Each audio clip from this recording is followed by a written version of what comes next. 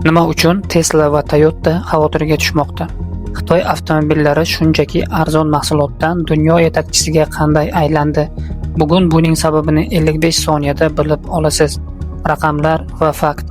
Bilasizmi, 2023-yilda Xitoy Yaponiyani ortda qoldirib, dunyodagi eng yirik avtomobil eksportchisiga aylandi. Hozir har 3 ta elektromobildan biri Xitoyda ishlab chiqarilyapti. Texnologik ustunlik.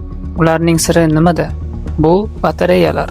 Elektromobil tannarxining 40%ni batareya tashkil qiladi va dunyo batareya bozorining 70% Xitoy nazoratida.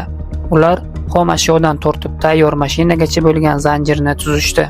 Tezkorlik va innovatsiya.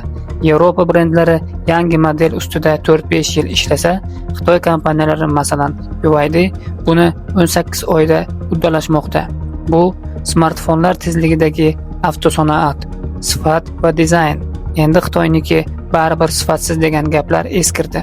Ular BMW, Audi va Lamborghini dizaynerlarini yollab, mashinalarini ham chiroyli, ham aqlli qilishdi. Natijada arzon narxga yuqori komfort. Sizningcha Xitoy mashinalari nemis avtomobillaridan yaxshilanib boryaptimi? Izohlarda fikringizni yozing va obuna bo'ling.